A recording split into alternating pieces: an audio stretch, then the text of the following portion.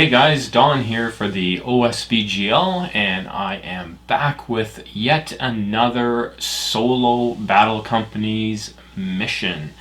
This will be my fourth solo mission of Battle Companies. Just trying to get some gaming in during the quarantine, social isolation.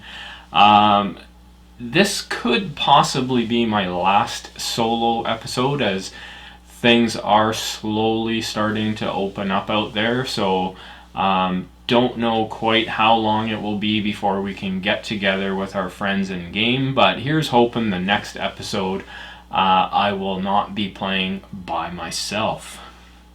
This episode is called Dungeon Crawl, and I've tried to actually put together a bit of a dungeon crawl. Now, SBG and Battle Companies are not really set up to do like a traditional dungeon crawl, because SBG is not a role-playing game and it doesn't really have the wide variety of monsters that most RPGs would have. So I had to get a little bit creative with some of my old models and using some of the different profiles in order to make this happen.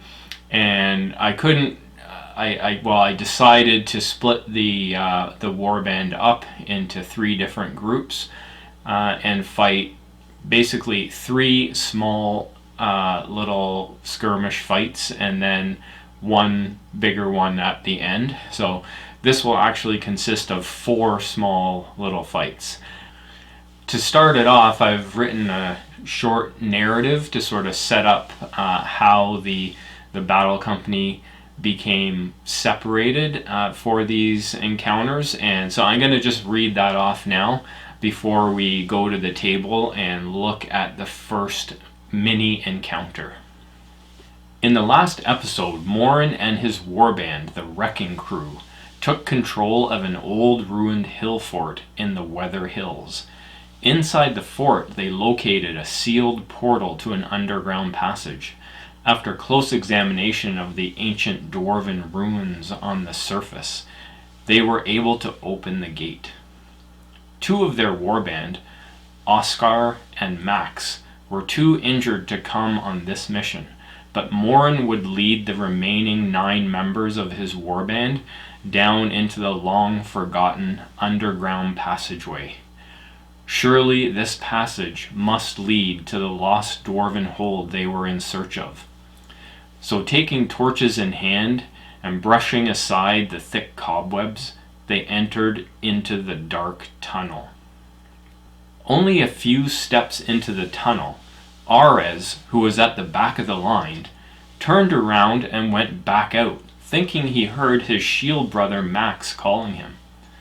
However, Max had not called him, so Ares re-entered the tunnel, walking quickly to catch up to his companions. The light from their torches was fast disappearing in the distance, and try as he might, Ares could not quite seem to catch up. Periodically the light would all but go out as the torchbearers rounded a corner in the tunnel, but it would come back into view when Ares rounded the same corner. Finally, after turning 3 or 4 more corners, the light ahead disappeared altogether, and Ares was left in the pitch dark alone. Ares pulled off his pack and retrieved his flint and tinder. He would need his own light if he was to continue on. Within a few minutes, he had produced a small flame and was able to ignite his own torch. Morin led the Wrecking Crew through the dark tunnels. They moved slowly, several of them holding torches, providing a dim light. The tunnel was not straight, and the troop rounded many corners and passed numerous side branches. Occasionally rats would scurry out of their path, or bats would fly through their midst, disturbed by the light. All the while the dwarfs had to brush aside spider webs, and the further they went, the thicker they got. In some places the webs got so thick they had to halt and burn through them with the torches. It was during one of these halts that they finally noticed that Arez was missing. After a brief discussion, it was decided that Gar, along with Barney, would backtrack and find Arez. The majority of the warband would stay put and wait for them to return. While they were waiting, Morin, Nord, and Mask, their new member, would scout ahead a short way. After the dwarves went off to scout and to find Arez, the other 4 dwarves sat down where they were to wait for the others to return. They were situated at an intersection of 4 tunnels, and after a while, Dovin was sure he saw something down one of the side tunnels glimmering in the torchlight.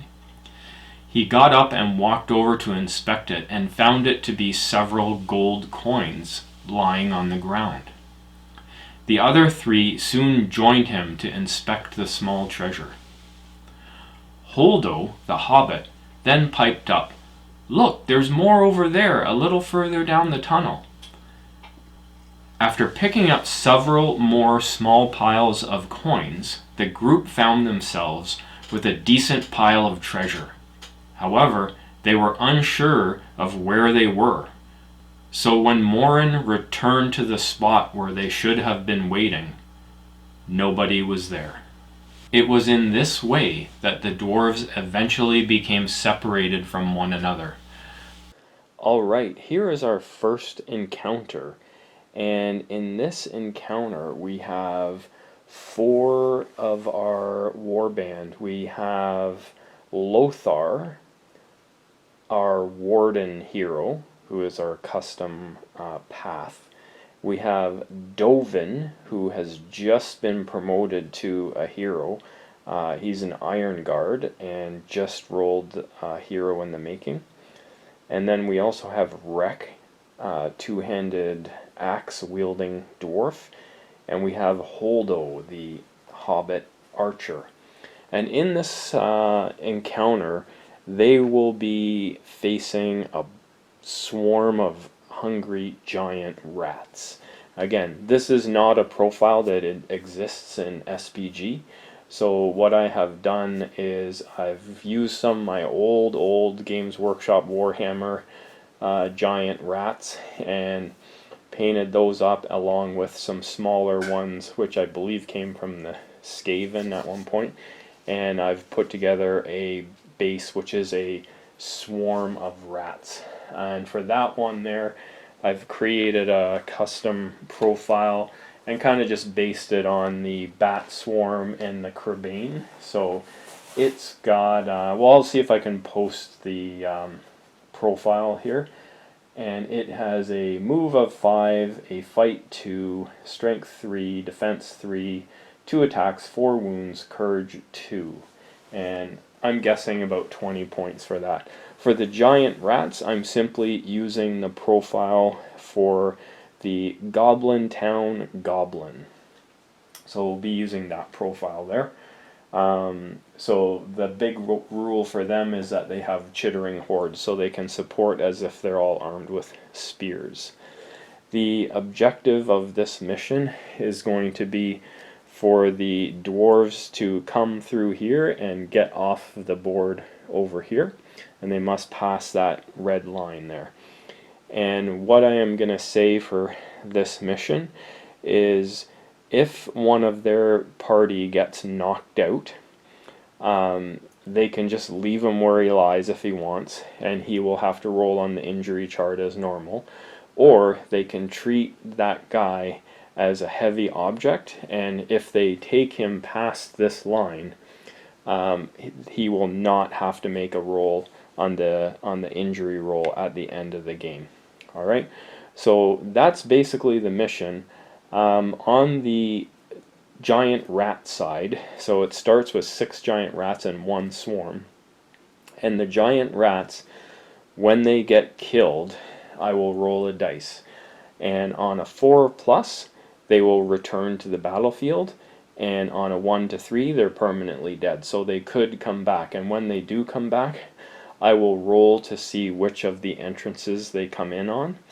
and they will move on that turn, and they will be able to charge if able. Okay, so that's the mission, and we will get started after this. Okay, we're going to roll for priority, and I'm just going to try rolling the dice right in the middle of the battlefield here, which could be a little crazy, but here we go. So the red dice are going to be for the rats, and the white dice will be for the wrecking crew. So this is our first priority roll. And so the rats take priority, and I will be back after I do their movement. Alright, there is where the models finish up after the first move, and again the rat models are just going to move towards the closest enemy model every turn and attack. If the closest model is already engaged, they will move to an unengaged model if there's one available. If not, they will attack that engaged model. Also for these battles, I'm not going to be using the rules for breaking. So courage is basically not being used here. This is going to be a fight to the death. Because the party is divided up into very small groups, it would mean I'd be checking after only losing a model or two. So we're not going to be doing that. And lastly, just a big shout out to RM printable terrain. Most of the terrain that I'm using here today, like these big wall sections, come from RM printable terrain. I printed them on my 3D printer. They do have a lot of other stuff available.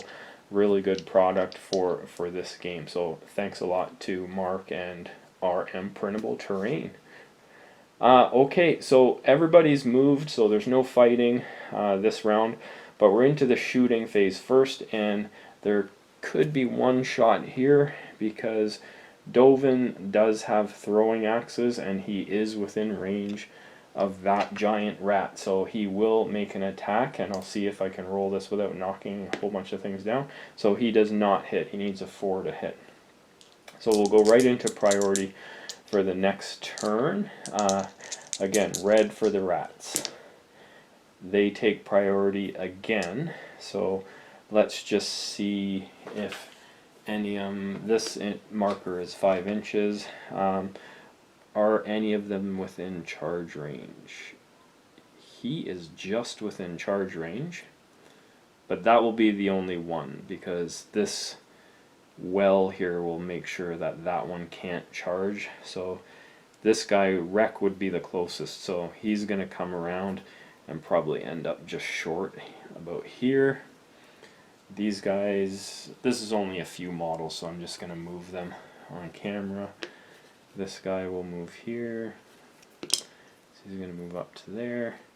These guys here are going to move up through these small piles of debris. Okay, and so now we're on to the turn of the good guys. And I'm going to just pause this while I think of what I'm going to do. Alright, that's where we are with the movement. So Lothar moved up here to charge this rat, so the 2 heroes are on that one. And then Holdo and Wreck have charged this one here. Mainly because I didn't want to leave Holdo over here. I was going to leave him to fire his bow, but I really don't want him getting charged. I'm also going to try switching up to these smaller dice so I don't knock everything all over the place. Hopefully you can see the numbers on the screen.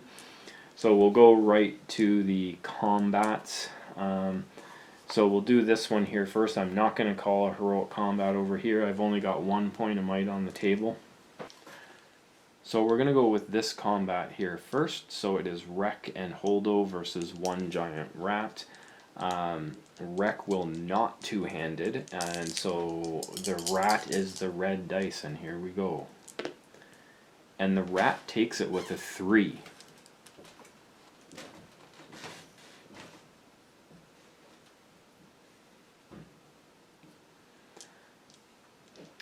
Okay, I'm going to randomize who the rat attacks, otherwise Holdo is just going to die on turn 2. So 1, 2, 3 is Holdo, 4, 5, 6 is Wreck, It is Holdo, so Holdo's defense is measly 3, while Wreck is much higher. I think he's 6. So that means the rat, again using the profile of a Goblin Town Goblin, is 3 versus defense 3. That's a 4. And that's it. Holdo knocked out on the very first turn, or actually the second turn of the game. So I'm going to leave his body there. I'll replace it in a minute with a counter, because the dwarves could try to carry him out of here. Okay, so the next fight over here is going to be Dovin, who has 2 attacks, and Lothar versus a rat. Okay, they easily take that fight. Probably should have had one of them in this combat over here. And the rat's defense, I think, is 3. Yes, it is. And their strength is... I think they're both 4, are they? Frantically checking my sheets here. Yes, they are both strength 4. Lothar has received that upgrade. So they will only need strength 4 versus defense 3. It'll still be 4s. Easily kill him. So I will give that point to Lothar. And that's 1 rat, so I'll be rolling for him next turn to see if he's dead or coming on. Actually, I guess I could do that right now because this is the end of the round because there's no shooting. So here it is, 4 plus that rat will come back onto the board. It does, okay? And now I will roll randomly to see where it's going to come back on, and the possible spots are here, 1, 2, 3, 4, 5, and 6 over here. And it is a 4, which is 1, 2, 3, 4. It's probably the furthest one away from the good guys, so that's good for them. And we will jump to priority for turn 3. And the dwarves take priority this turn. So I will be back in a second. Alright, I've put a token here to represent the body of Holdo. I'm using the stand fast counter because it actually appears to have a picture of a hobbit on it. And we're going to start off with Dovin's movement because he's got a throwing axe. So he's going to charge up into here and throw his axe at that at that giant rat. So we'll see, he will move up. He has to stop within 1 inch. So he's going to come this way. So he's going to move 3 inches to here. And he will throw his throwing axe and get a 1. So he doesn't connect. So he can move 2 more inches. It's not quite enough to get to the large rat swarm, but he is there effectively blocking it. He has to stay out of its control zone, I believe. These 2 guys I think are going to charge this rat over here. So Wreck is going to come around the back here. I guess he could, technically he was touching him, so he can move at half pace and carry Holdo with him. So he will move to here, 2.5 inches, dragging Holdo by the collar with 1 hand. And Lothar will come in here, so they're hoping obviously to finish off that guy. So we go to the rat movement, so this rat's just going to charge Dovin. These guys here, he is within charge range. Oh boy, that was a bad move by me.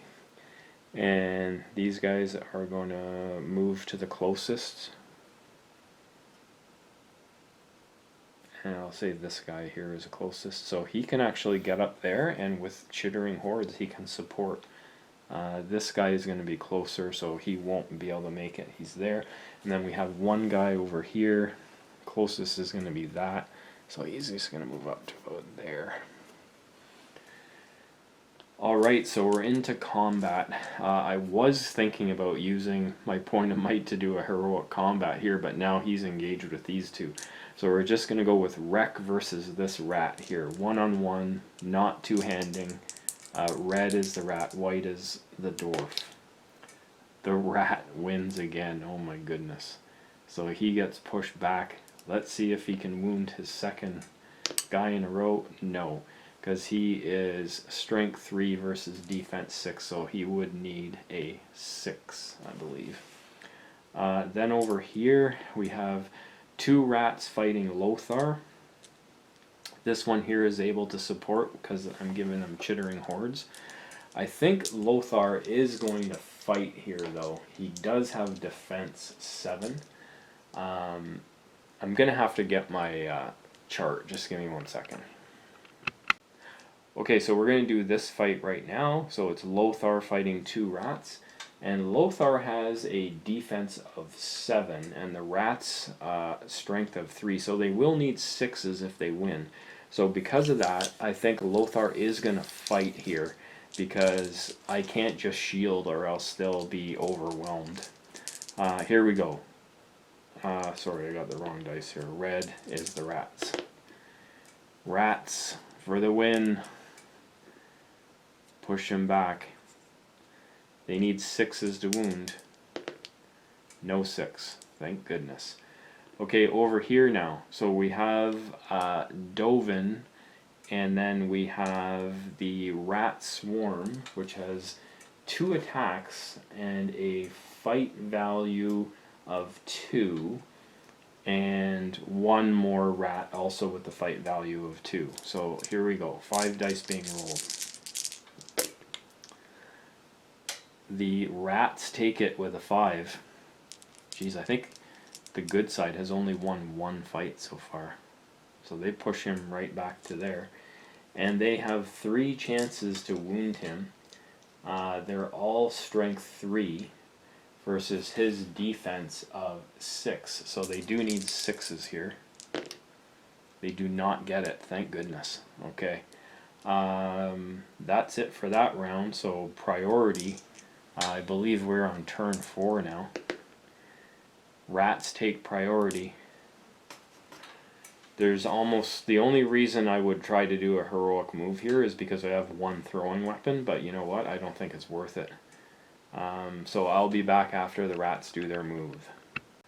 Okay, that's where all the models end up. All of the dwarves have been engaged and Dovin has been trapped up here, so hopefully he can win that fight. Just did a quick point tally, and the dwarves, along with Holdo, had 78 points worth of models with their 4 models, and the rats I think were at 48 points, including this guy who has come on extra. So the dwarves should be probably doing a bit better, but again, it shows you how important the number of attacks is in this game. Okay, we're going to start up here with this fight. Dovin fighting the rat swarm and 2 giant rats.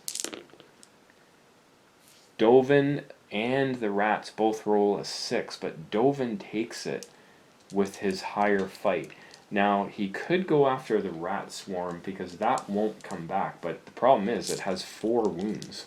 And in a fight like this, that thing is brutal because it's hard to get rid of it. But he'll go after...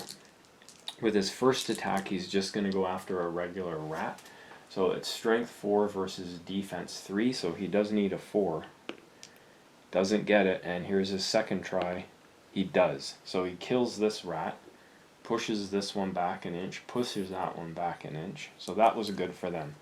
We'll do this here. Wreck fighting 1 rat who is standing on the body of Holdo. Wreck takes it with a 3, pushes that guy back. Wreck, I think, is still with a strength of 3. He is, but it means he still only needs a 4, so he does get the kill. So there's 2 rats down. I got to remember to write these kills down. And then we're down to this fight here, and it is 2 rats versus Lothar. Lothar is going to fight. We've got to clear out these rats. What a crap roll, and Lothar loses with a 1 there. He could use his point of might to win that fight, but he won't. He'll risk it. Or no, he gets pushed back. What am I doing? He gets pushed back. Rats needing to roll 6s to wound. They do get a wound on him. He does have a special rule, again with his custom path, and it is Runes of the Warden. So any wound he takes, he can roll a dice, and if he gets a 6 it stops it. It doesn't. Down to his 1 point of fate, he stops it with his point of fate. And then lastly we will go to priority, and it is a draw, and the rats had it last time, so the dwarves will take priority. And with that I gotta stop because I gotta write down all of these kills and things. Okay, I got 2 rats that are gonna be coming back potentially. So 1 will come back and 1 is permanently dead. So I'll just put the permanently dead one over there. And I'm rolling to see where they come on. Comes on 6, which is right down here at the bottom. And I will do the dwarf movement. So it is going to be Dovin going because he's got the throwing axe. So he's going to just charge this giant rat here. So he will try his throwing axe and miss. And he'll move up like so. And I'll do all the rest of the movement and come back. Okay, I've moved the dwarves, so Lothar charged these 2. Rek charged up to occupy the rat swarm, and of course Dovin charged that giant rat, so it's just leaving the other giant rat. So this guy is the closest. He's not close enough to get into combat, but he is close enough to support this guy. We have got 1 more here, which is not close enough to even support, but he'll move up there. And we're into the combat phase now. So we will start down here with Lothar. Hold on, I forgot I gotta mark off this guy's fate and such.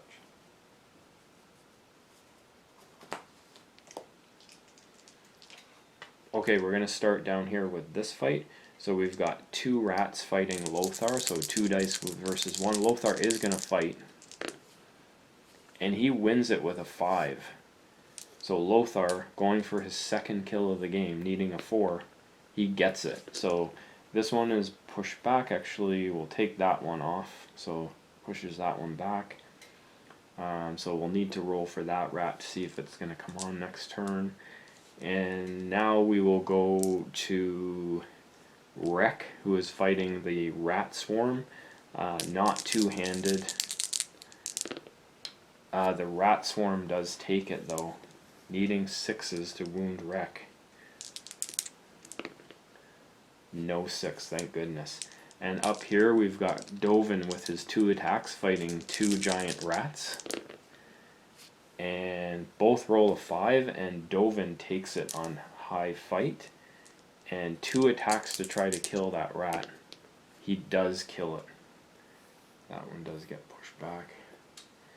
So not a bad turn for the dwarves. They did kill 2 rats.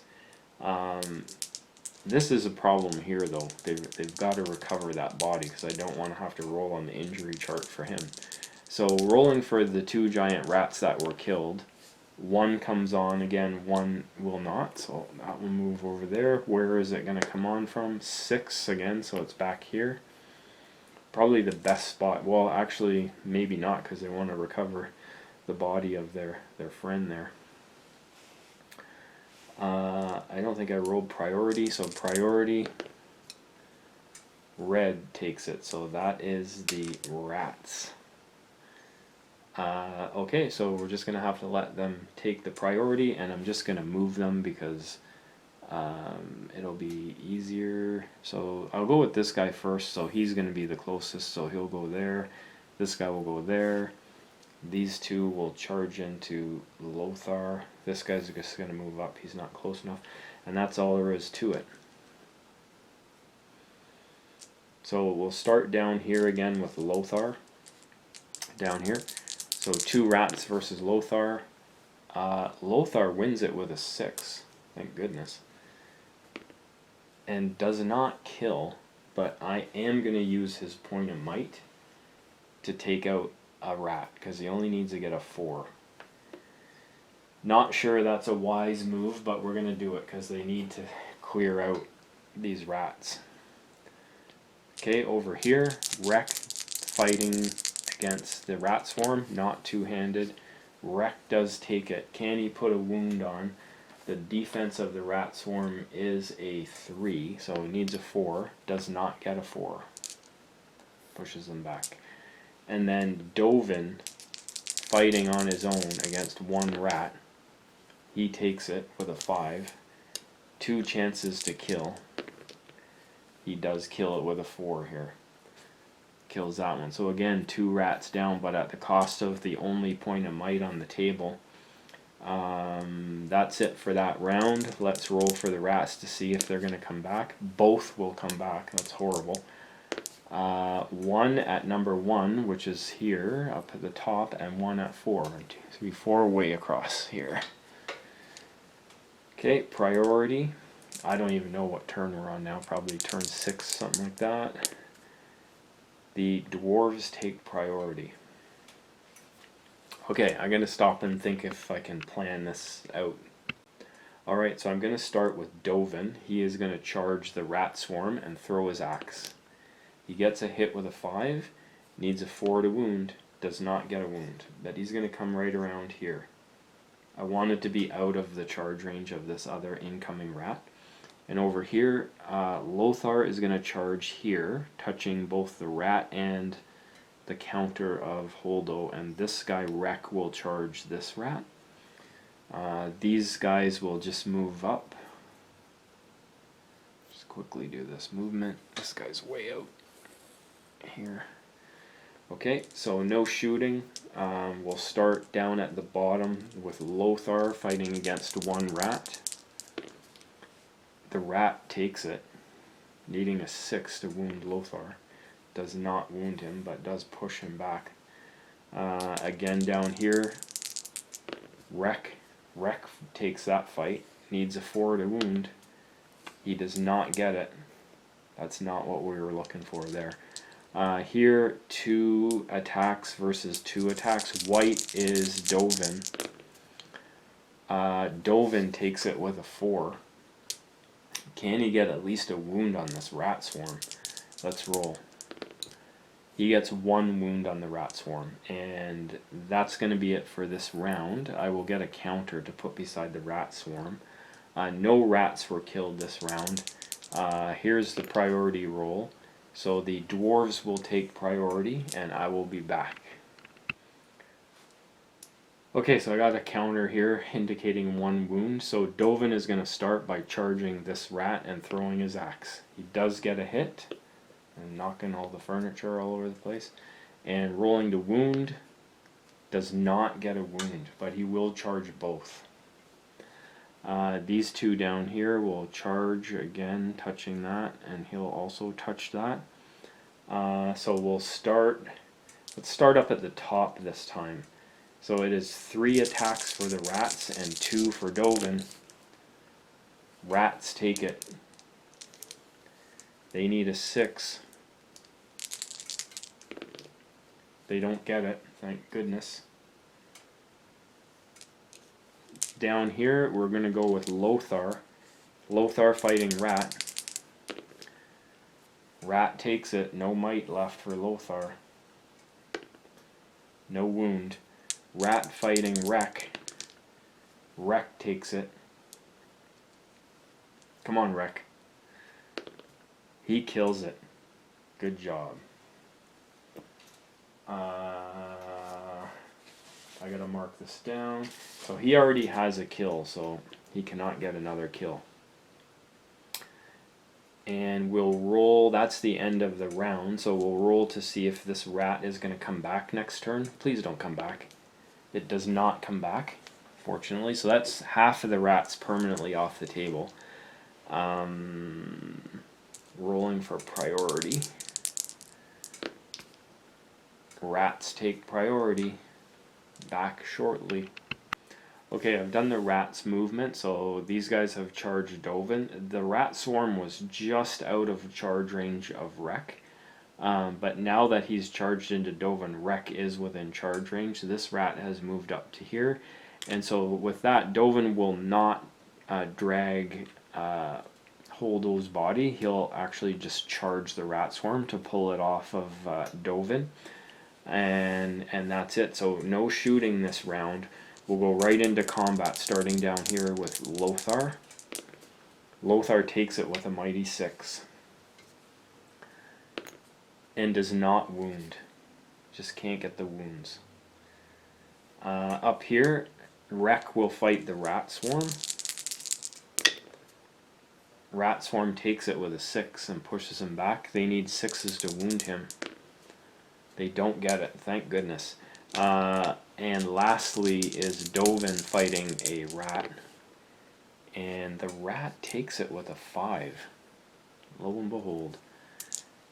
And he needs a 6 to wound, doesn't get it. So that was a pretty horrible round for the dwarves. Rolling priority. Dwarves do take priority. So Dovin is going to charge and throw his axe. Hasn't got a kill yet with that.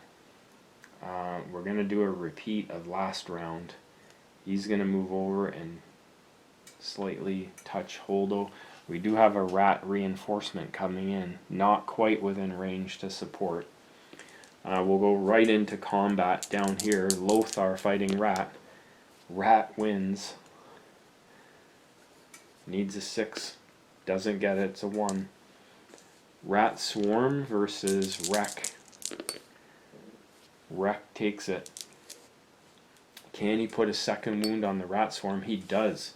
Puts a 2nd wound on the rat swarm. Wreck is getting the kills. Too bad he's a warrior. He can only get 1 experience. And lastly, Dovin, push that back, Dovin fighting a rat.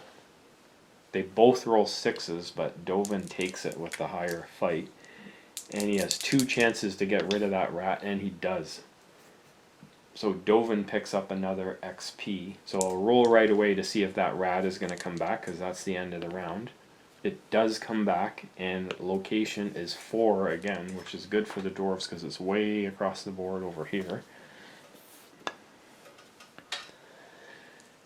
And we'll roll priority. So when we come back, it'll be the rats to move, and I need to replace that counter.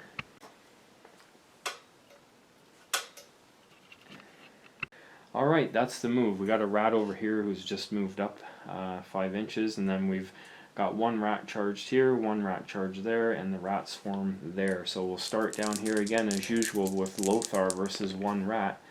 Rat takes it, pushes Lothar back, needs a 6 to wound him, doesn't get it. We'll go here, Dovin fighting against 1 giant rat. Dovin takes it with 2 big 6s. Needs 1 4 to kill him, and he does. Dovin picks up another XP. No,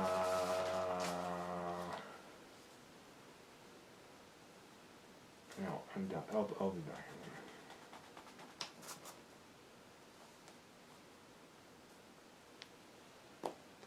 Okay, I marked Dovin's XP down, and here we've got Wreck versus Rat Swarm. Wreck takes it. Come on, Wreck, get another wound. He does. He puts the 3rd wound on the rat swarm. So Wreck is really the MVP so far. 1 rat was killed, so does that rat come back? It does. Where does it come back? It comes back number 5, which is way over here. And priority... Rats will take priority. Okay, the rat swarm was kind of equidistant between those guys, so I just made them charge both. And this rat charged Lothar, and we've got 1 rat here, which will move up 5, and 1 here, which will move up 5. Okay, and we go straight to combat. Let's do this big fight at the top here. So we've got the rat swarm with 2 attacks. We've got Dovin with 1 attack, or 2 attacks, and Wreck with 1 attack. Big advantage here for the dwarves. 3 dice to 2 with higher fight. and they do take it. Look at that roll. Oh my god, nothing higher than a 3. But the good guys take it with a 3.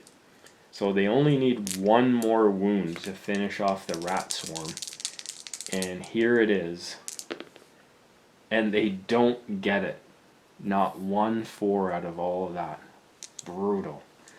Okay, Lothar fighting against a rat by himself down here. The rat takes it, pushes him back, needs a 6, doesn't get it. Next round, rats take priority. We'll do it right. We'll do it real quick here. These guys all move up. Dovin is closest, so he's there. He's just going to be there. So it's a repeat of last round. So up here first, we've got 3 attacks versus 2. And one of the good guys takes it with a 5. They both rolled 5s. So again, we need a 4. Just one of them. Let's roll them separate to see who gets it. No, actually it doesn't make a difference because I can give it to either one because they're in the same combat. So one of them does get it, and we will give it to Dovin because otherwise Wreck is just going to use up all of the XP here. And with that, that finally kills the rat swarm. Down here in this fight, we've got Lothar fighting against the rat who just will not quit. He wins and does not wound Lothar. This has not ended up being the mobile fight that I was expecting. It's all happened right here. Again, we will go to priority because there's no giant rats died that turn. Rats again will take it. Let's just do it right off the bat because it's quite simple. This guy is closest. He can't get an unengaged model, but he can actually get onto Dovin. So it's that, and then Wreck will run around and pull that guy off. Here we go. Lothar fighting the most determined giant rat alive. And Lothar finally wins the combat, pushes the rat back, needs to roll a 4 to kill, doesn't get it. Dovin fighting a rat. Rat takes it.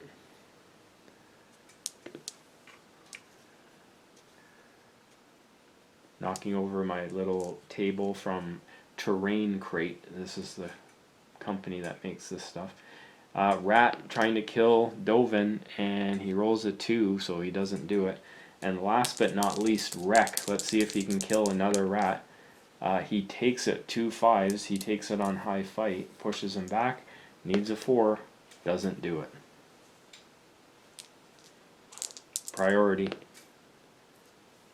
Good guys. Charge, charge, throwing axe. Nope. Okay, Wreck. Wins. Does he kill? No. This has turned into a real grind fight. Dovin versus Rat. All 2s, which means Dovin takes it. He needs a 4 to kill the rat. He does kill. I'll just mark that down.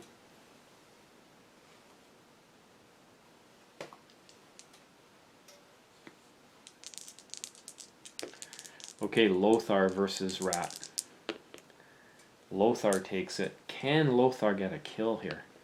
He does. Actually, he's already gotten 1, I think. So that's at least his second. And that means we have 2 rats that we need to roll for. Are they coming back onto the table? No. And that was a cocked die. Yes. So 1 coming back. Where is it coming from? Number 4. Again, way down here. 1 more down. So there's only 2 rats left alive. Priority. Rat takes priority. So the rat will move here and engage that, and this rat will move up 5. And then we'll do the dwarfs. So Dovin will go there, and Lothar will move up to here with about 2 inches of movement. And I'll say he can move that guy an inch. And that's that for movement. So now we have 3 attacks over here versus 1 rat. Easily take it. and they kill the rat. So we will give that point to Dovin. And as there is only one more rat left on the table, we are going to call this encounter over. And they did have one guy go down, but they will be able to pull him out of this room to safety. So he will not have to make an injury roll. Alright, we will be back with the second group and the second encounter in just a minute. Alright, in the second encounter of this dungeon crawl, we have Morin, the leader of the warband, and Nord, the dwarf ranger, along with their newest member, a Khazad guard by the name of Mask. And as you can see, they have entered into a long abandoned tomb. And in that tomb is a single sarcophagus which has been opened. And standing at the far end of the room is the spirit of a long dead dwarf. So for this encounter, we're going to use the profile of the Castellan of Dol Guldur for the dwarf spirit. So we'll get into his actual stats as we proceed, but he does have terror, so they will have to make terror checks to charge him, except for the Khazad guard won't because he has bodyguard. They've got the Will of Evil and the Will of the Necromancer rule. So that means he's got, well, he starts with 12 will. And every time he is in a combat with one or more models, his will go down by 1. So presumably every turn his will go down by 1. And in addition to that, he has 0 fate and 1 wound. However, he can use his will as fate if he wants. So if he starts taking wounds, his will go down quickly. Anyway, we'll go right to the fight here. I'm going to just move this back to the back here so we can track his will. And so we will start by rolling for priority. And the spirit of the dwarf goes first. Oh, and he actually moves 6 because he's a Castellan. So he'll move straight up. And I don't think we want to get into a doorway fight, as we call it. So we will try to attack. So we're going to make some terror checks. First we're going to go with the Nord, the dwarf ranger. Might not be the greatest idea because at least I could get 1 round of shooting in, but if I can charge he can throw his axe because he has throwing axes as well. So he has rolled a 7, so that's a success. So he's able to charge. Let's measure. So he's got lots of range. So on the way in he will throw his axe. He needs a 3. He misses. Tragic. Okay, and Morin, the brave leader of the team, he'll make his courage check in order to charge. I'm just checking to see if he has any upgrades. He has had an upgrade to courage, so he's courage 5. Easily makes it. He'll just charge straight on in. And lastly is Mask, the new guy. He can't quite get the trap, but he automatically charges. Okay, so these guys all have 1 attack.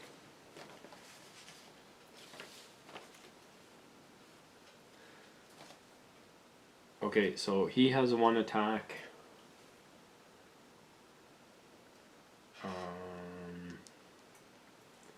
He has 1 attack.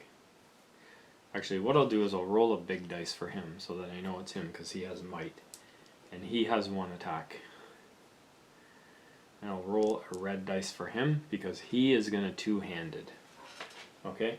And the spirit of dwarf has 2 attacks.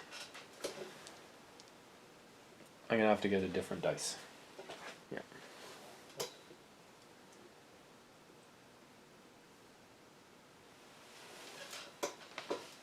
Okay, so here's how this fight will break down. Nord has 1 attack, so he'll be the small white dice. Morin has 1 attack, he'll be the big white dice because he has a point of might. And Mask has 1 attack, and he is going to two-handed, so we will use the black dice for him. And the Castellan, or Spirit of Dwarf, has 2 dice. Now, Spirit of Dwarf has a fight 5, which is higher than any of the living dwarves. So he will have the high fight. And does it make sense for Mask to piercing strike here?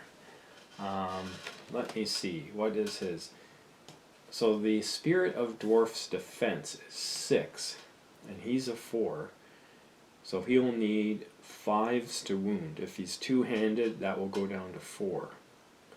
So if I piercing struck, he would go to 5. It doesn't make a difference. So he wouldn't piercing strike. Okay, so here we go. So the black dice is going to be -1 on the roll. So here's the dwarf roll. Figures, so it is a 6, but it goes down to a 5. And here's Spirit of Dwarf. Spirit of Dwarf takes it with the 6, because this 6 is reduced to a 5. Plus he has the high fight anyways. Okay, so he pushes them all back. I will roll randomly to see who he attacks, so it'll be 1, 2, 3, 4, 5, 6. It's going to be Nord, the most vulnerable, lowest defense.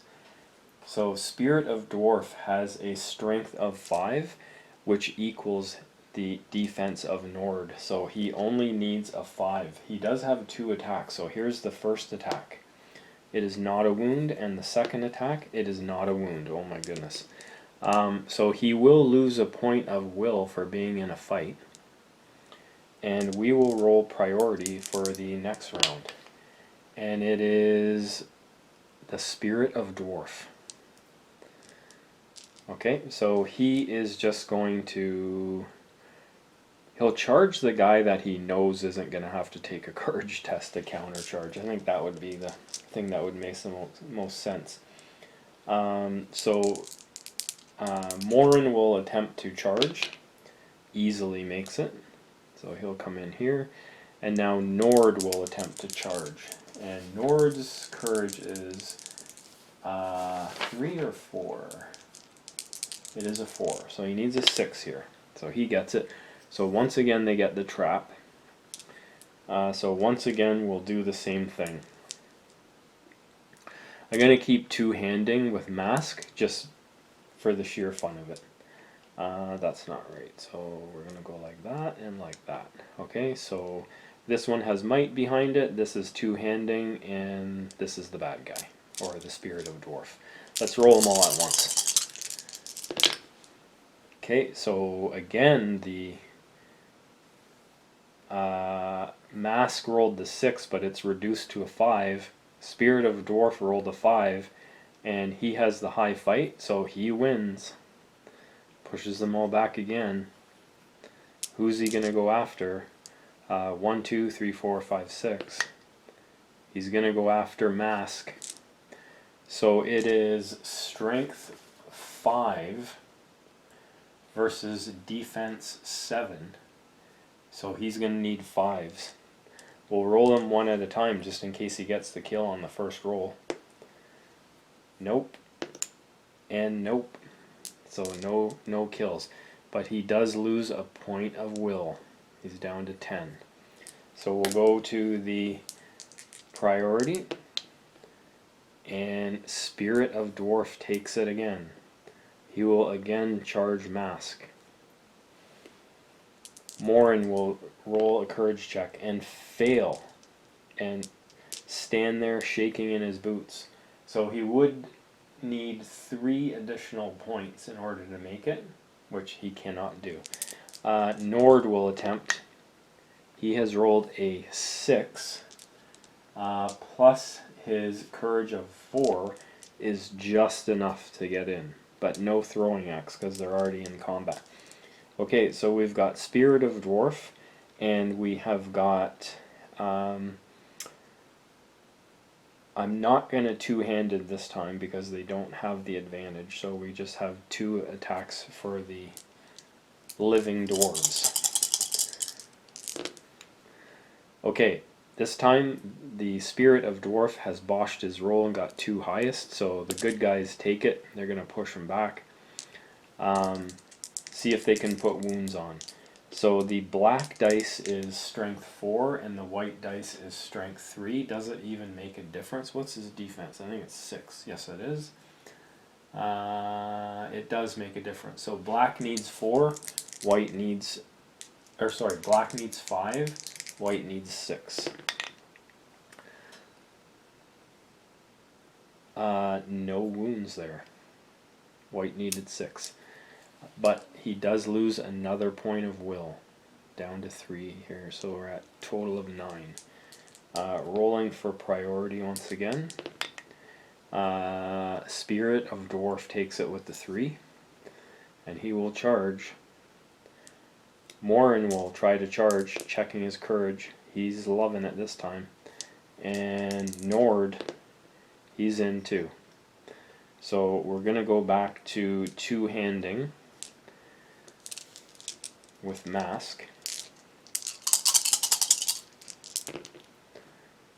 And Spirit of Dwarf wins while the good guys roll 3 1s. Awesome performance, guys. So they all get pushed back. Who are we going to attack? 1, 2, 3, 4, 5, 6. It's going to be, the first attack anyway is going to be on Mask. Here it is. It is Strength 5 versus Defense 7. So it's going to be a 5. Second attack. Nope, still no wounds. And he will go down again. Now down to 8 points of will. Rolling priority. Good guys win finally with a 4. And Nord will check to see if he can get an axe throw in. He does make his courage check. Throws an axe on the way in. He does hit. It is strength 3 versus defense 6. Sounds like a 6 to me. It's a wound. Okay, so here we go. So he has now 8 will left. So he's going to start burning his will to use them as fate. So here's the first one. He fails. This goes down by 1. Here's the second roll. He passes, and this goes down by 1 again. So he does not take the wound. He comes in. He's going to charge. No courage check required. Morin, he makes it. So again, we're doing the same thing as before. And here's the roll. Okay, so we've got 4 on the good guy's side and 3 for the Spirit of Dwarf. That goes down to a 4. So the good guys do win, so this isn't good for Spirit of Dwarf. And what do we have here? So we're going to roll first for Morin. So they double their attacks because of the trap. So Morin's strength is 4. Spirit of Dwarf has a defense of 6. So that should be a 5. So here we go. He gets 1 wound and a 4. So he will use his point of might to boost that up to get 2 wounds. Is that really necessary? Because after these 3 fights, they're all 3 of the teams are going to converge and go into a single fight. And he may need that. I'm not going to use it. I'm going to risk it and hope that one of the other guys gets it. So that's 1 wound anyways. What do we have next? So Nord, who is strength 3 versus defense 6. He needs 6s. He gets a 1 and a 2. And Mask with a strength 4.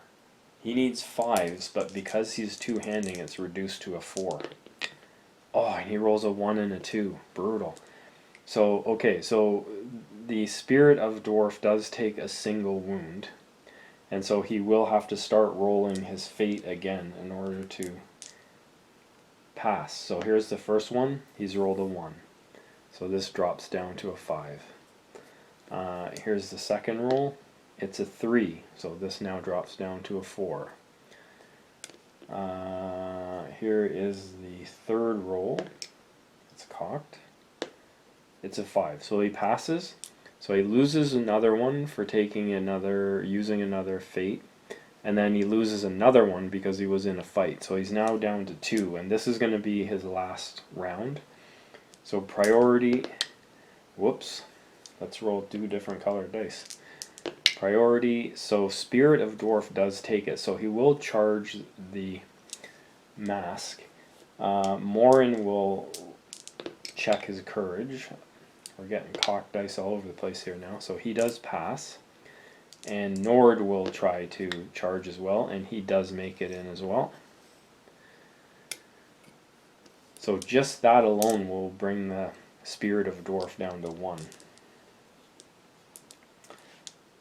Okay, so we're doing our regular attacks. And what do we have here? So the dwarves take it with the 5. Okay? And so far in this fight, I know Morin got a wound. I think that was the only one. And let's see what we can do here. So we'll start with Nord. He needs his 6s. Doesn't get it. We'll go with Mask. He needs only 4s. So he does get a wound. And we're going to just leave it at that, and we're going to give him the kill, because he is going to go down to 1 because he's in a fight, and then he has to try to prevent the wound, which will roll. He doesn't do it and dies. So I believe he got a wound and he got a wound in that fight. And so that's that encounter. So it was good for the dwarves. They didn't use up any of their resources there, and nobody knocked out.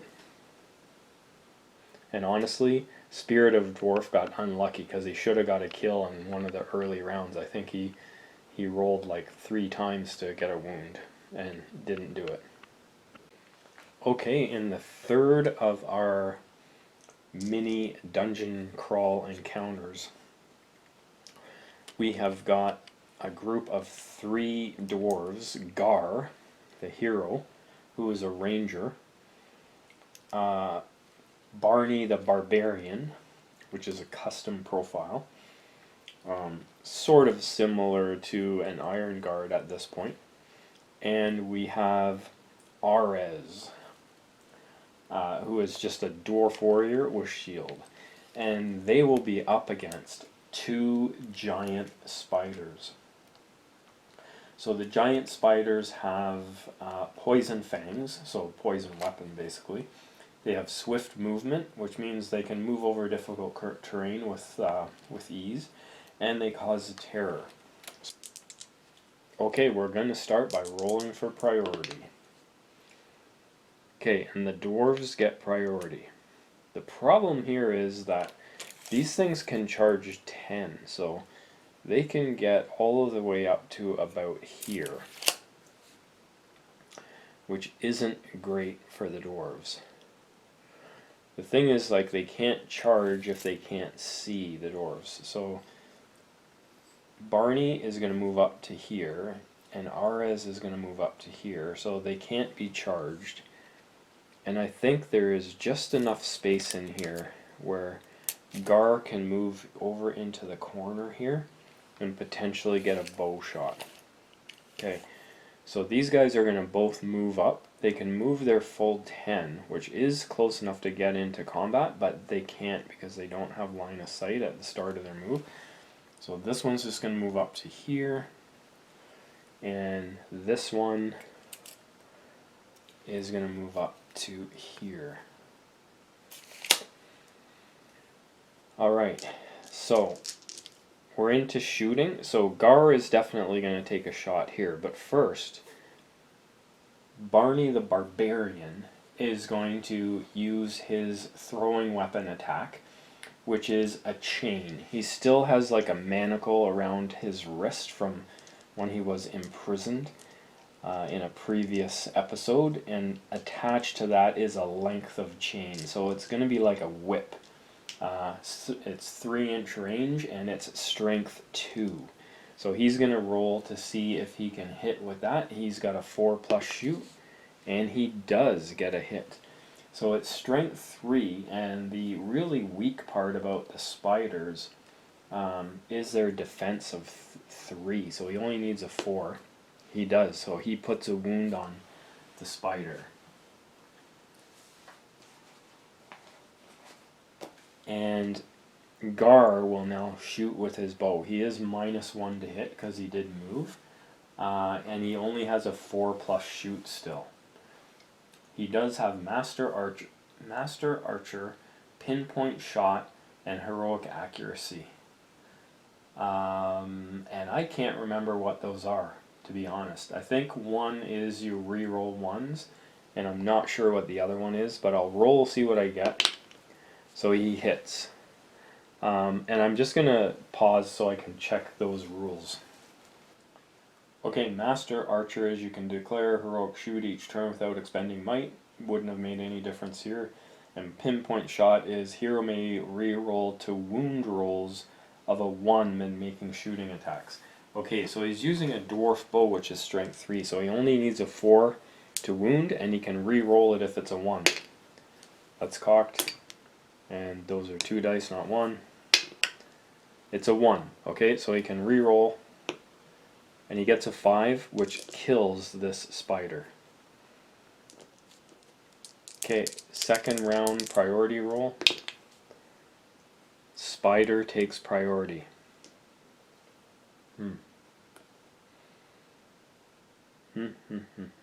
Well, he has to charge the closest because that's the rules that I've been going by. He could also charge here, but I don't think he will because he could potentially fail his courage test. Okay, so Barney the Barbarian will check his courage. His courage is 5, so he easily makes it. He's now got a move of 5. He was previously at a 4, but because of his injuries, but he's now recovered, so he's going to come around to here. And Gar will attempt to charge as well, and Gar's got a courage of 4. Ooh, that's not looking good, but that's cocked. He does make it. Does he have range though? He does. So they haven't managed to get a trap, not quite, but we'll see if they can dispatch the spider. Okay, what do we have here? So Barney the Barbarian has 2 attacks. Gar has 1 with a point of might behind it, and Arez has 1. The spider has 2 attacks and does have the high fight. So here we go. Spider takes it easily with a 6. Okay. So what do we got going on here? So these guys all get pushed back. I'll roll randomly to see who I attack. 1, 2, 3, 4, 5, 6. He's going to go here first, and we'll see what happens. So the spider's attack has 2 attacks. He's strength 5. Barney's defense is 4. So he needs a 4. So first attack on Barney the Barbarian is a 1, but it's a poison fang, so he can re-roll 1s. Okay, he does do a wound. Now, Barney the Barbarian does have Oblivious to Pain, so he can stop this with the roll of a 6. Otherwise, he is finished. Knocked out. Okay, so the second attack. 1, 2, 3, 4, 5, 6. It is a 6, so it's going after Gar. Okay, so it's strength 5, and Gar has a defense of 6. So strength 5 versus 6 is a 5.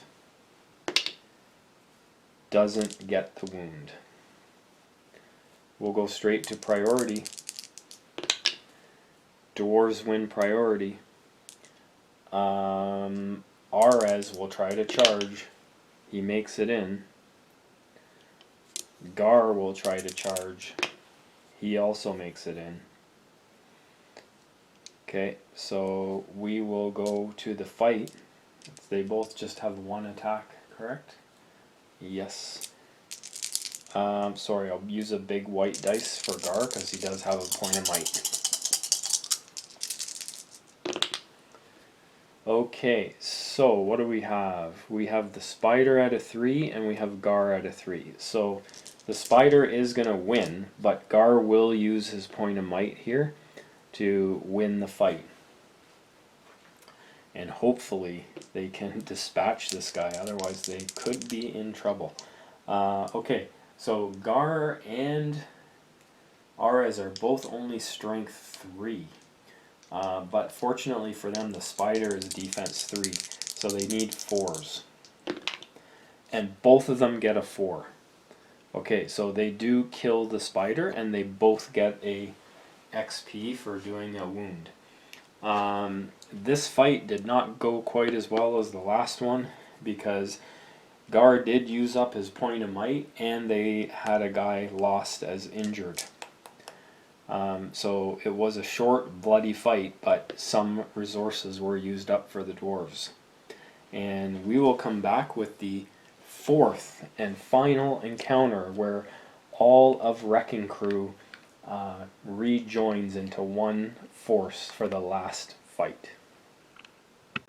Okay, so here we are for the 4th and final battle of this dungeon crawl. So all 3 of our groups of dwarves have come at the same time to this large cavern from 3 different directions, and over there you can see Arez and Gar entering from the far side, and then down here in the corner are Morin, the leader, Nord, and the Khazad guard that I have been calling Mask, but I did have someone submit a name. It has been many days since I filmed the first 3 parts of this, and someone has submitted a name for him, and it is Dargan. So I am going to call him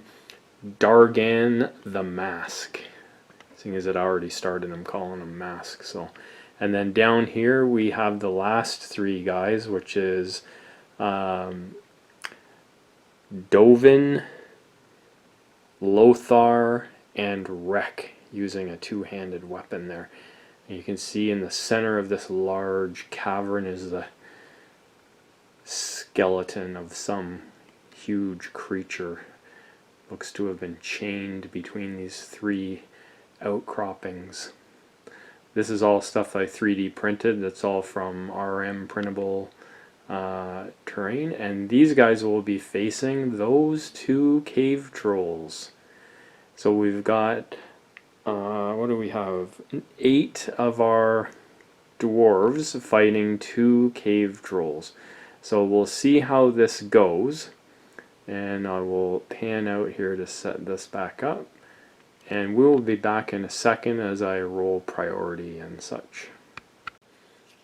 Alright, so here we go with the priority roll.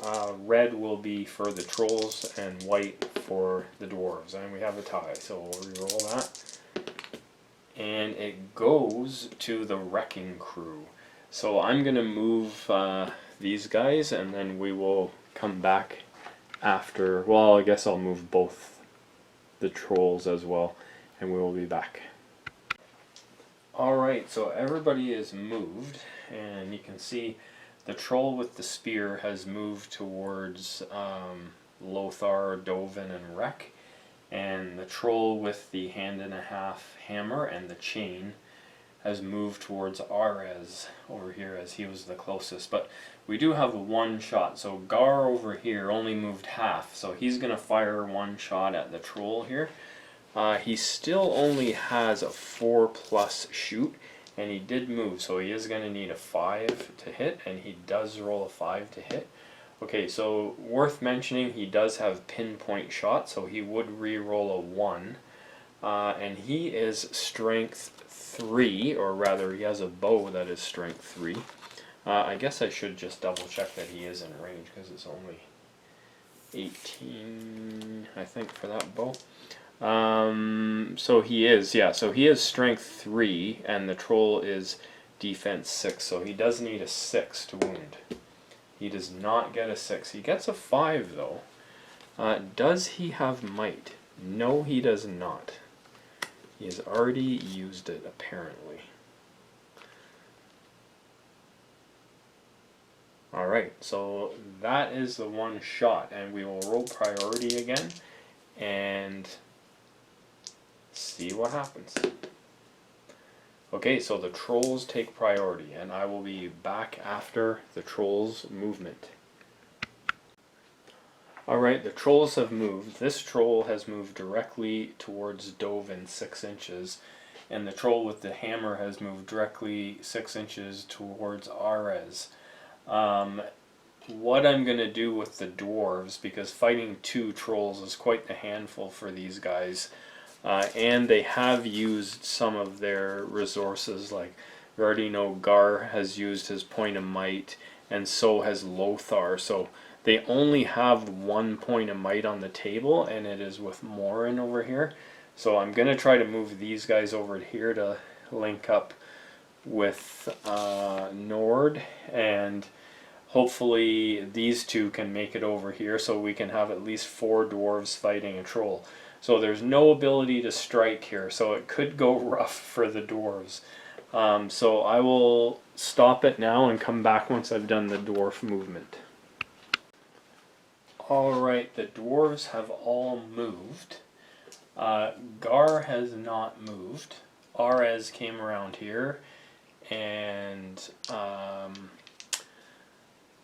Morin and I forget the new guy's name already, formerly known as Mask, Dargan the Mask, and Morin have moved up here. Nord has moved half up into a good spot to shoot here without an in the way. And then we've seen these guys move over here. Okay, so first we're going to shoot with Nord. Normally he needs a 3, but he's moved, so he needs a 4. He misses. And Gar, over there, he will fire at the gray troll, needing a 4. And he misses. So no hits with shooting, so we go right to priority again. Here we go.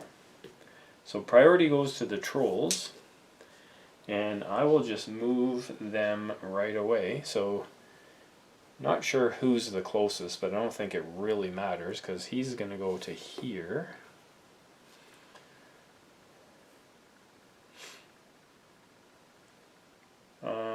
I think I'm going to play a little bit smart and move the bit back so that he can't get trapped, really. I mean, you have to take a little bit of liberty with the sort of automatic movement rules to make it so that they have a chance. This guy is going to be closer, I think, to Arez.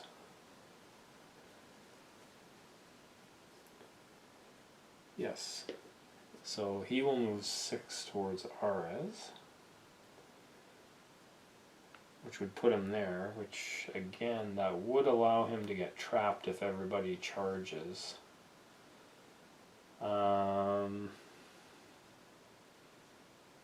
This guy can only move 5. So he'll move back just a little bit. He won't move up the full amount, just to try to prevent an easy kill. So that means only Arez can charge.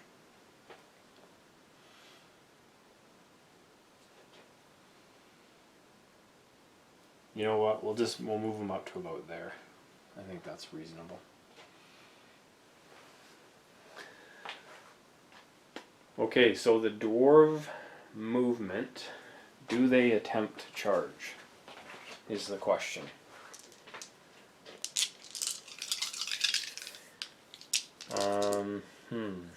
These guys probably should wait for Nord to come, but I think they're going to go for it. Where's my 5-inch one? Here it is. They're going to risk it. Famous last words.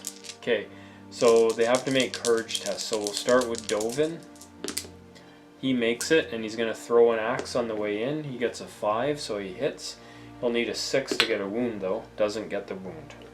So he's going to go as far as he can go, which isn't all that far, actually. So he can get to about there. And I don't even know. Yeah, there should be enough room for them both to get in. So Rek will attempt the courage check. He loves it. So he'll come in here, right up against the rock. And then Lothar, courage check. He loves it. So they're in there. And Nord, he's just going to move as quickly as possible, trying to get around the back of the troll. Okay, let's move across the table.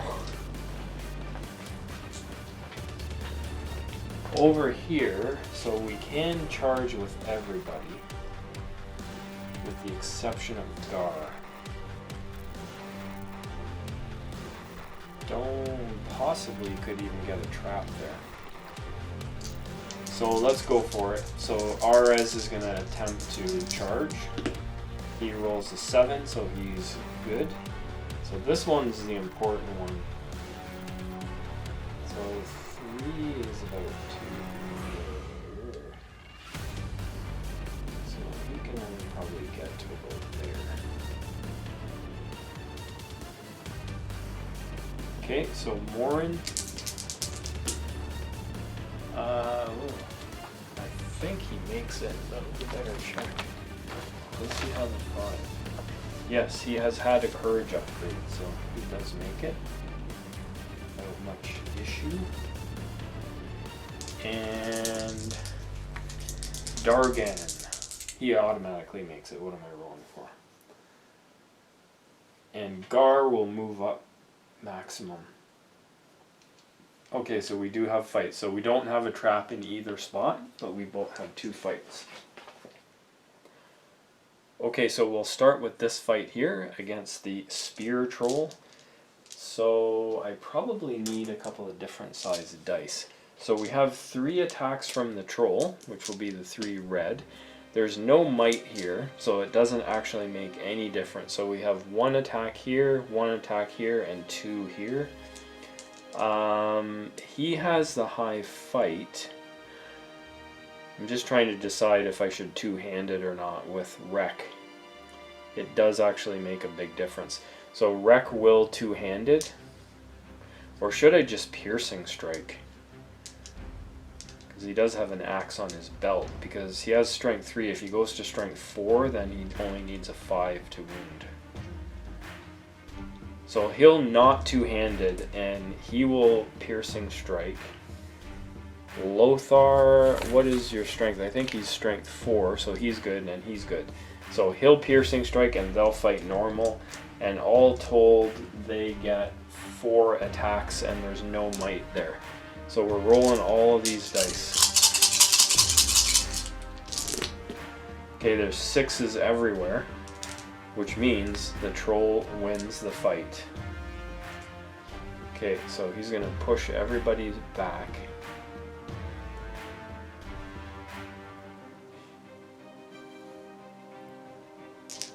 And now I have to figure out what I'm going to do for strikes. Okay, so the question here is to brutal power attack or not to brutal power attack. If he did brutal power attack, he would be rending. All of these guys have only 1 wound. So it does kind of seem like a waste to throw all 3 attacks into a rend against 1 model. So I think I will do a conventional attack against all 3, 1 against each guy, because Against here, it's strength 6 versus 6, so it's a 4+ to wound. Same as here. This would be a 5+. So that's what we're gonna do. One attack against each. I think it's reasonable. Okay, so here we go. First, we're gonna go against Wreck on the far end. It is a 3, no wound. Then against Lothar, it is a 6. That is a wound. And last but not least, against Dovin, it is another 6. So that is a wound. So what are we doing here for fate? Okay, so Lothar, you have used your fate. So bad news. You just got knocked out. Dovin, he has his fate left, so he will roll his fate, and he makes it. So Dovin survives, but Lothar has been knocked out. Okay, I just realized that he piercing struck, so his defense is going to go down by D3. It only went down by 1, so he's defense 5. So the troll rolled a 3 against him, which is still not enough. He would have needed a 4. Okay. So across the way, we will do the dual roll over here. So we have much the same thing, 3 attacks for the troll. And then we do have a point of might over here with Morin. Morin still has only 1 attack. Everybody there has 1 attack. So we are going to go two-handed, not piercing, with the guy whose name I can't remember yet because I just wrote it down. Dargan, the Mask. He's going to two-handed, not piercing strike. Then we have Morin, and then we have Arez. Okay? So here we go. If the troll gets a 6, it's all over. No 6 for the troll, and we have the high roll from the Khazad guard with a 5. So the good guys take it. So here's their rolls to wound, and then we'll see what happens. Okay, so this 2 was from Arez. That is not a wound. This is a 5, and it is strength 4, so he only needs a 5, and then two-handed he needs a 4. So we got a wound there, and we have a wound there. So they push the troll back and put 2 wounds on the troll.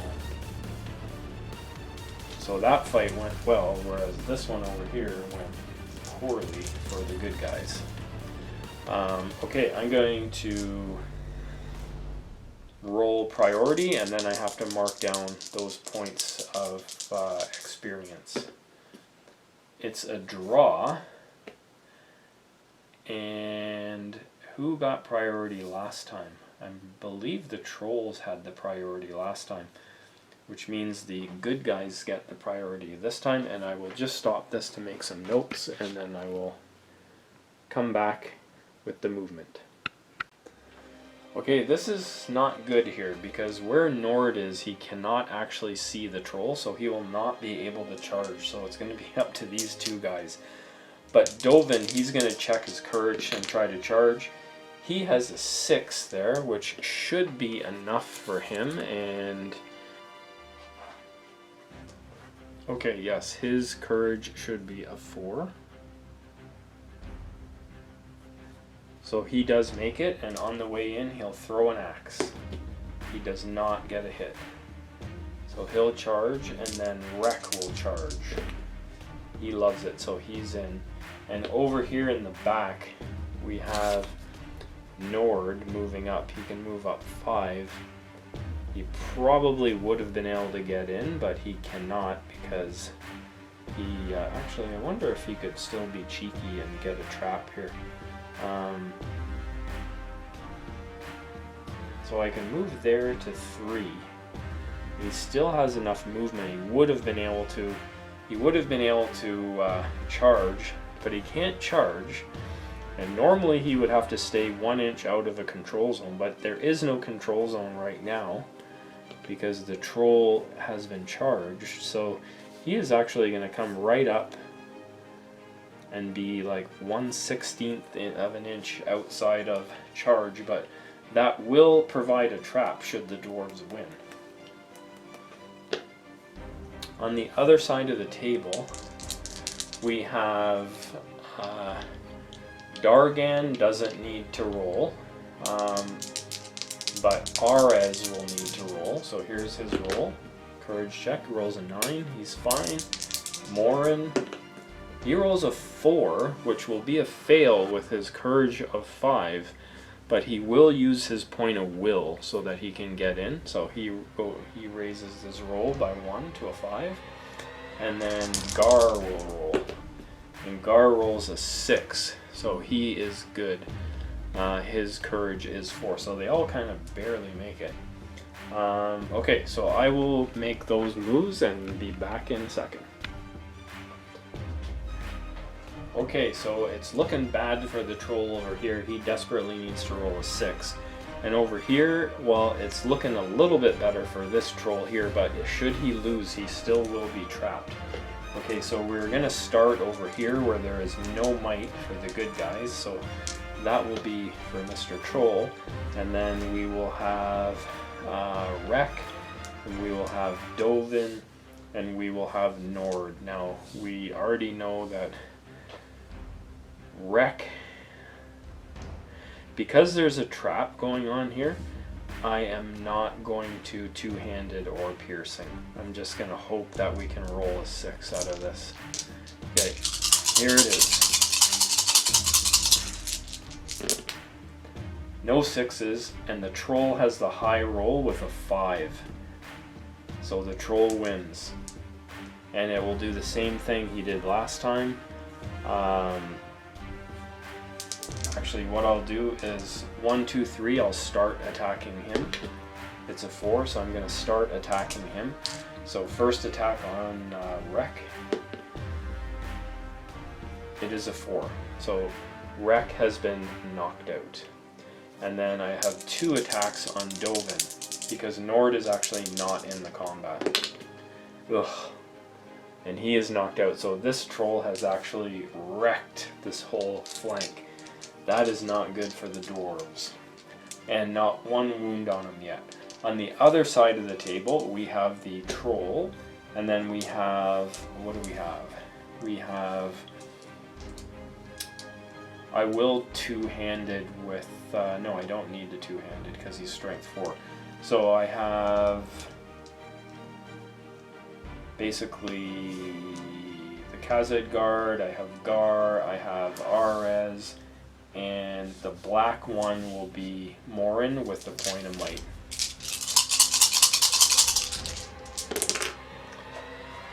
And the troll wins again over there. Oh boy, this is going badly. Okay, so all of these guys get pushed back.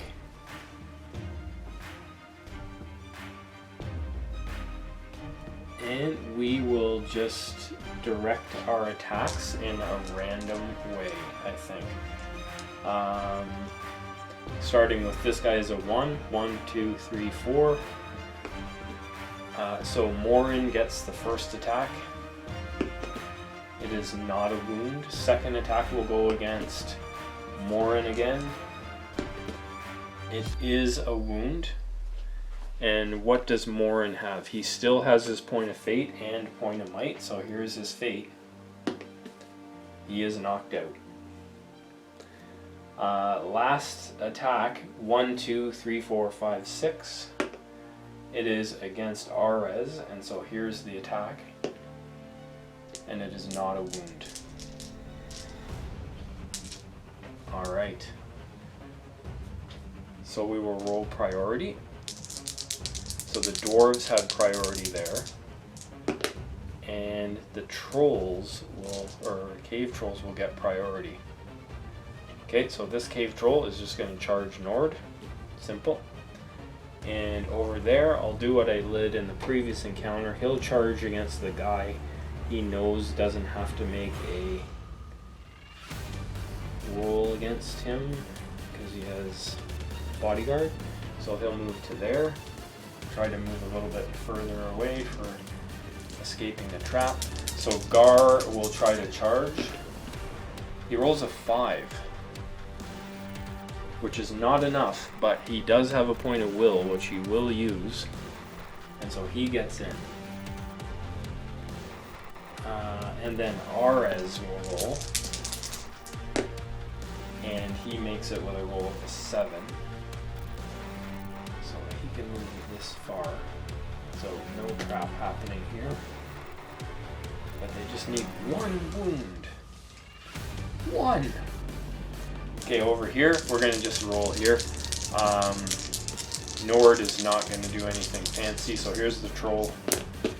He didn't get a 6. Okay, Nord, the troll wins. The troll will put 3 attacks on Nord and knock Nord out. Okay, across there, the troll will get 3 attacks. And the good guys will get 3 attacks. And we're not two-handing. So here goes the good guys. There's no might available here. Let's see if we can roll something decent, good guys. It's not good. It's a 4. Troll. It's more than a 4. Oh man. These guys are getting their butts kicked. Okay, 1, 2, 3, 4. Actually, I'll just put 1 on each. So against Arez, against Gar, and against Mask. So against Gar, that looks like a wound. He is defense 6, so it's 6 versus he only needed a 4. So he does get a wound on Gar. Gar does have a fate point, but no might available. He passes. Oh my goodness. It's a nail biter. Okay, we're just gonna keep going here. Priority. Trolls get priority, so it's gonna be the same thing as last time. He's gonna charge there, and I lost my little movement stick. This guy will move up 6.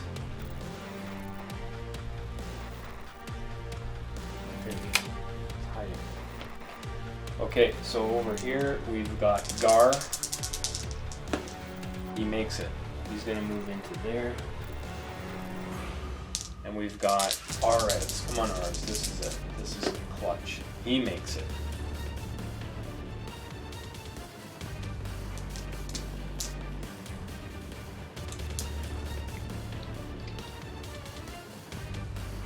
I just realized that I should really be rolling for being broken.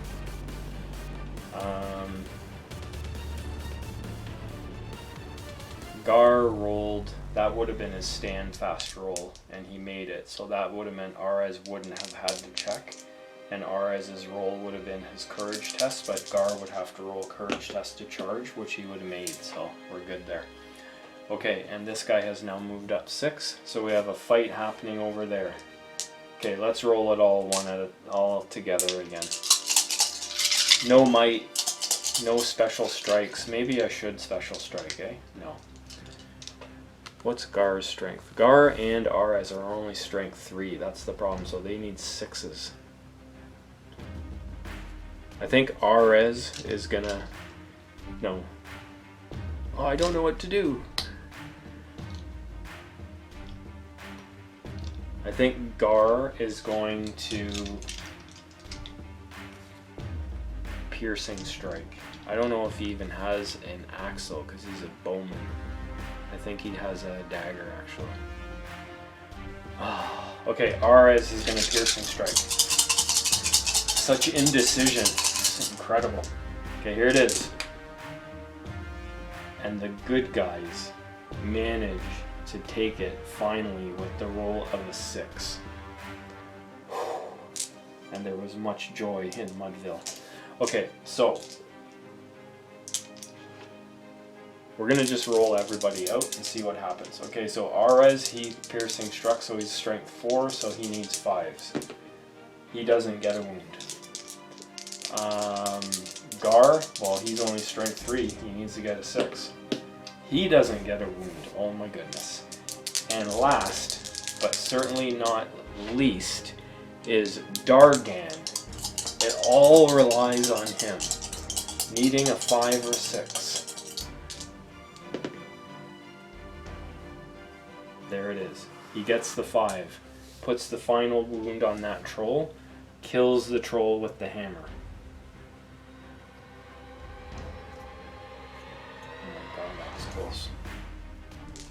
Okay. So the dwarves are broken. The trolls are not broken because they're right at 50%. At least I think that's how that works. Huh? Yeah, you still have to exceed break. Yeah. Okay, so here we go. Priority. Good guys have priority. So I will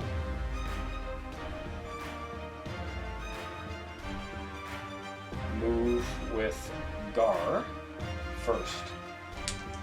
So this is his stand fast roll. 3. He runs away. He flees down the passageway. Okay, Arez. Arez is rolled a 6. Guess what? I think he flees too. Does he? No, he's a dwarf warrior, so he's a 4, so he makes it.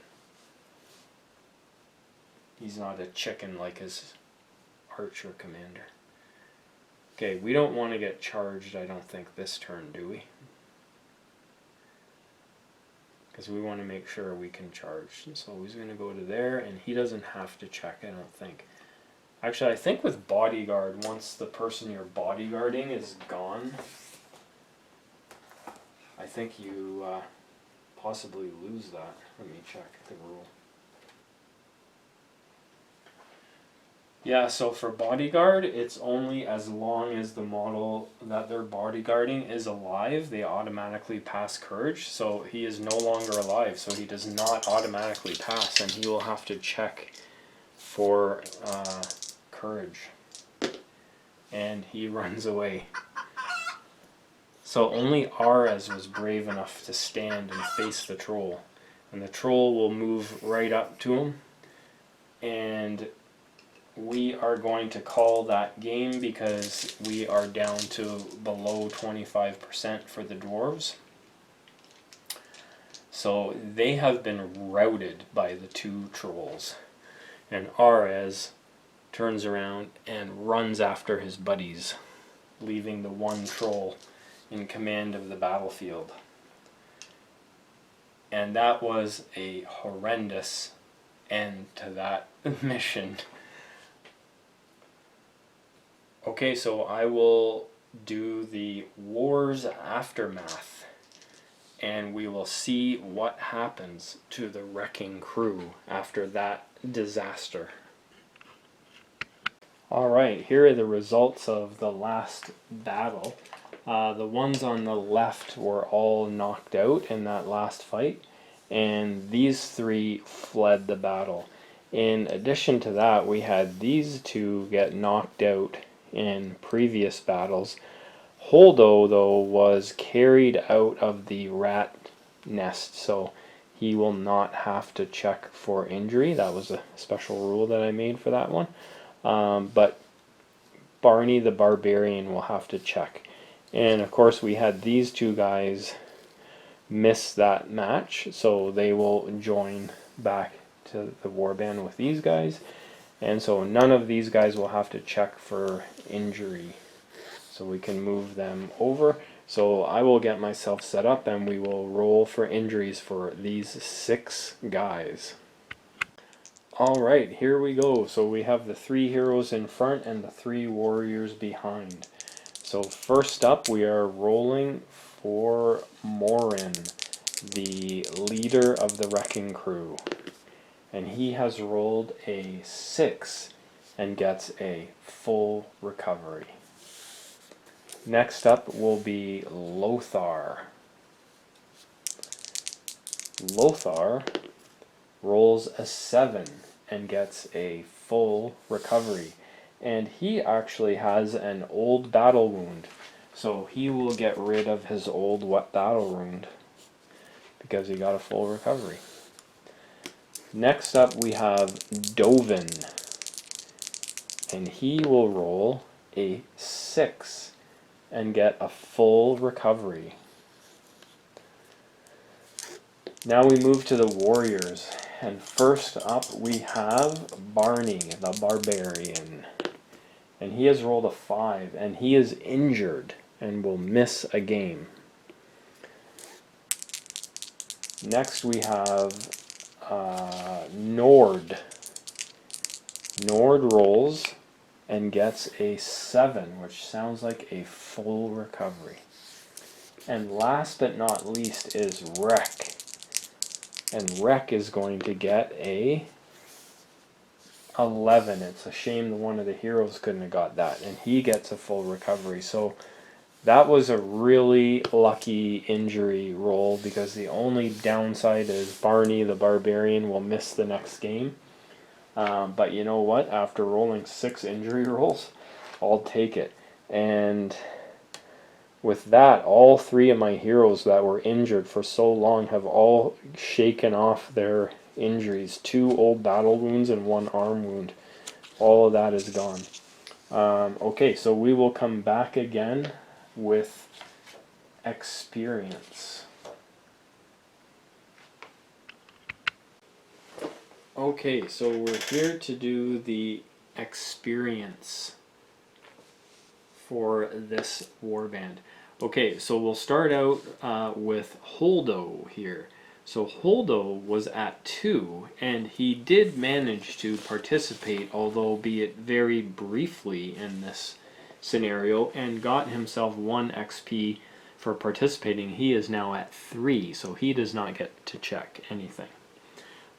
We also have Dargan, the Mask, playing in his first game. He did get 2 kills, but he can only get 1 XP for those 2 kills.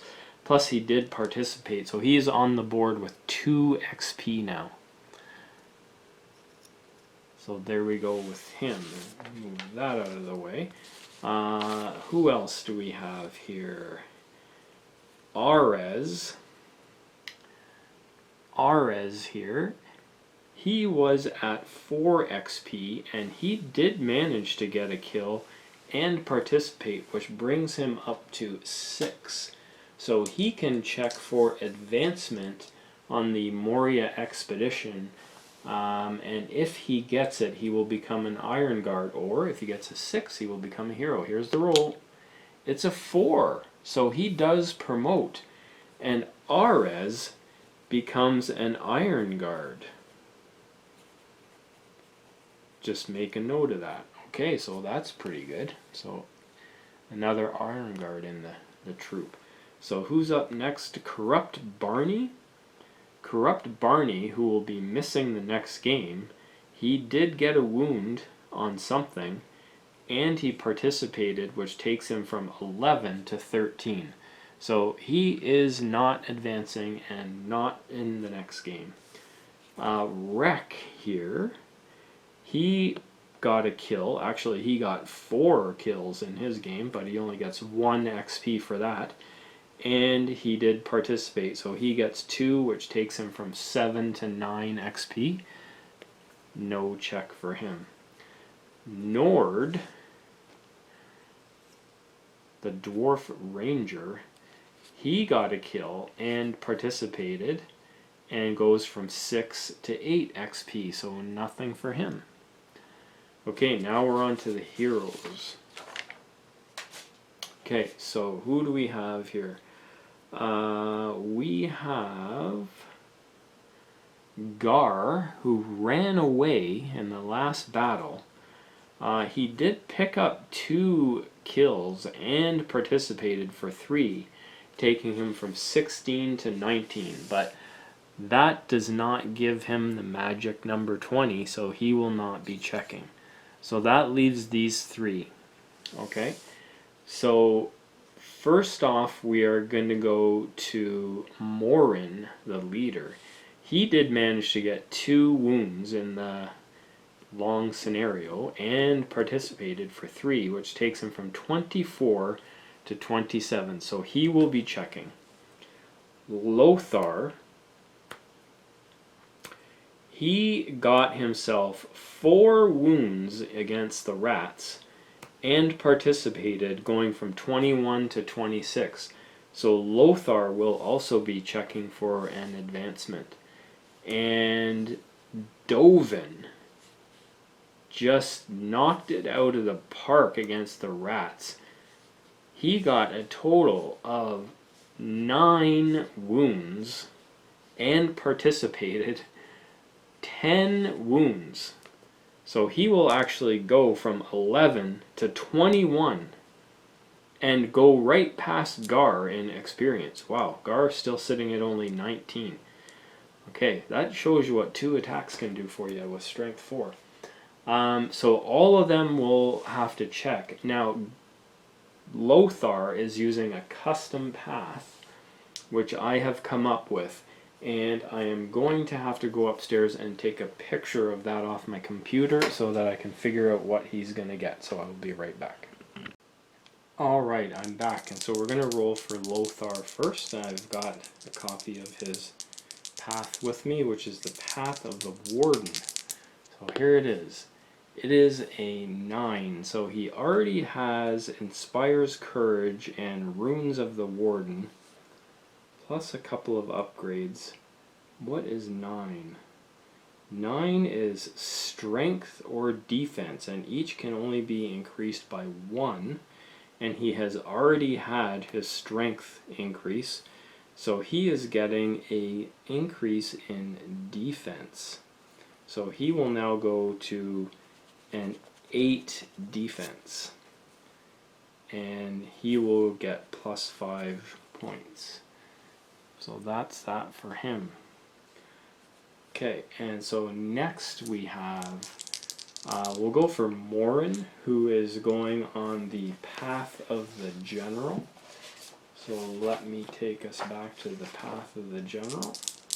So he's already got a couple of upgrades, mostly stat upgrades. The only special rule he's got so far is Heroic, Resolve, and March. So he's getting a 7, which is Courage. Yay! Okay, so he's already had a Courage upgrade, so now he's got another one, which takes him from 5 to 6. So he's a mighty, courageous warrior at 6 courage, and he cannot go any higher than that. So that's the last time I'm getting a courage upgrade. Well done, sir. Okay, last but not least, we now finally will have somebody following the path of the warrior.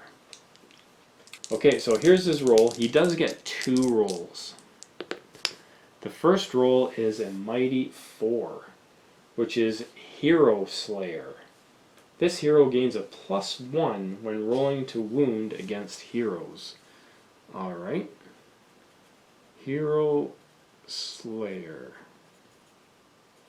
Okay, second roll. It's a 7, which is +1 fight. Okay, so he goes from 4 to fight 5.